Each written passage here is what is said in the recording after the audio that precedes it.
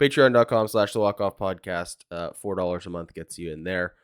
So, Shai, there has been so much talk over the last couple of years about balancing this lineup, a lack of left-handed bats, bolstering defense. And when you look at what this front office has done to this point, moving out Teo, bringing in Eric Swanson, shipping out Lourdes and Moreno for Varsho, signing Kevin Kiermaier, signing Brandon Belt, they have acquired a lot of experience and defense. Where are you at on how this season is looking? And did you expect this front office to take this route this offseason? I mean, I expected some of the things that have happened to have happened. I think that what's been interesting to me, like one of the things that I would have thought, you know, run prevention is interesting. That it's like we automatically think pitching, and one of the pieces that I sort of looked at, a lot of people I think looked at, was just like get a couple more power arms into that bullpen. And like, look, there were scenarios that could have played out this offseason where that would have happened for them, but those negotiations went in a different direction, and so they maybe pivoted a little bit, and they got Eric Swanson, and that resolved some of their need there. And then if you sort of look at who they have around in the franchise, between say Nate Pearson and Hagen Danner and Yosfer Zulueta, some of the other power arms that are just kind of lingering, if one of those guys pops, then all of a sudden, okay, this bullpen's in pretty good shape. But defense, I knew they wanted to move George Springer to right field, expected them to try to get a plus defender in center. So that one made sense. But then the push with Varsho, like Varsho makes a lot of sense and kind of understand it. But how they were going to get to that, like they wanted to turn ideally one of their catchers into an outfielder with control, and that's kind of what they did.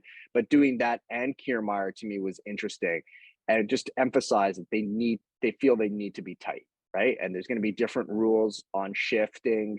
There's going to be more pressure on outfielders with the infielders having to stay within different sides of the diamond.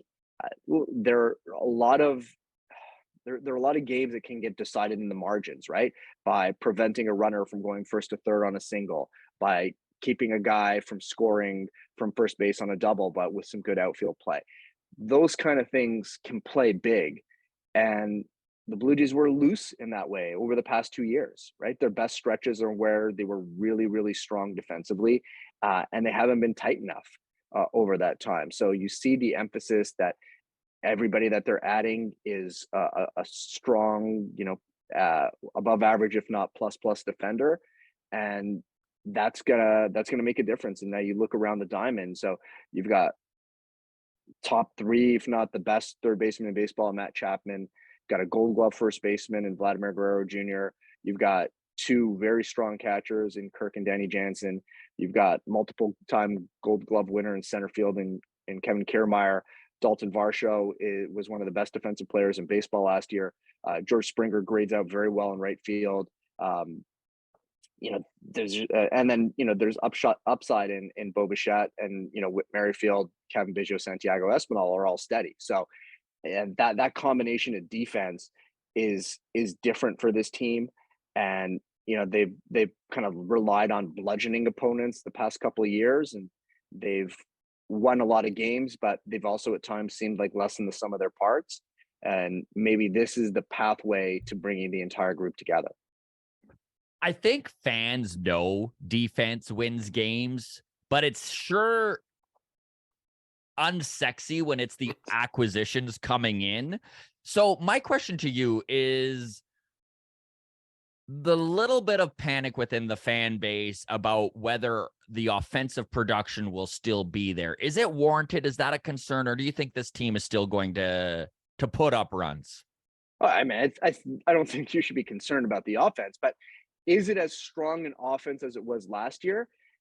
That's a really interesting question, right? Because you can look at it and say, well, if Vladimir Guerrero Jr. is closer to the 21 version of himself, and you're getting maybe a more consistent Bo Bichette, and a healthier George Springer doesn't have to play through a wonky elbow and is maybe not as beat up physically because he's in right field. and there's a bit less of a load on Kirk and Jansen, so they're maybe a bit steadier offensively. And then you've got a couple of these left-handed bats that maybe negate some of the platoon disadvantages that they had at times. Maybe they do score the same amount of runs. And the equation changed a lot with adding Brandon Belt, right? Again, if he's doesn't have to be the exact same guy, but if he's closer to 2021 Brandon Belt than 22 Brandon Belt when he was on a wonky knee, I mean, that's a major piece that you're adding, right? And so, were you surprised by the Belt signing? No, I figured they were going to do something along those lines, right? Like, he completely fits. You can understand where he slots in. There are going to be a lot of at bats at DH for him. Somebody to cover Vladimir Guerrero Jr.'s DH days when he needs to get off his feet, or if something happens to him in case there's any sort of absence. Like, you feel a lot better giving him 100 at bats or 25 games in a row if that's what it's called for, than just kind of throwing Spencer Horwitz out there and hoping that he transitions well to the majors or something along those lines. Mm-hmm. So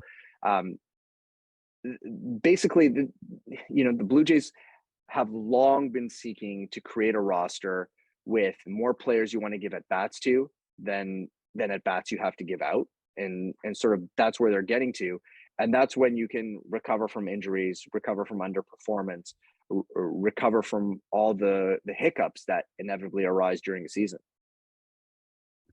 That's a great way of putting it. Yeah. More players to give at bats to than more at bats you have to give out. I love that. Yeah, I mean, like, that's Los Angeles Dodgers, right? Like, you look at them the past 5 years, and you're always looking at it. It's like, how is this going to play out? And like, for certain guys who are used to playing every day, it's going to suck, right? Like, when Whit Merrifield came over, he's like, I'm not used to this, right? Like, I play every day, and now I'm not, and I have to figure out how to do this. And then eventually he found his form and forced his way into the lineup, and that meant Santiago Espinal for a period of time had to take a step back, and Kevin Biggio at times had to take a step back. And that's, on a good team, you've got this internal competition happening, and that protects you for various contingencies. So Espinal hurt himself late in the season and missed a couple weeks, and Blue Jays don't miss a beat as a result of that because you have that depth. And that's been the Los Angeles Dodgers year after year, and they've done it with the biggest payroll in baseball, and the Jays are into that top third now. But that's a situation you want to be in, right? You want your AAA players, AA players to kind of look up at the big league roster and be like, man, there's no real pathway here. And so, they're so good that they force their way into the situation, or they're ready to jump in when there's an injury. All right, Shi, we won't keep you any longer. We love talking Blue Jays and baseball with you. Thank you so much for coming back on the show, my man. All the best in 2023. And darn well we'll bug you again down the road to come back on. So thanks again, man. Yeah, no worries.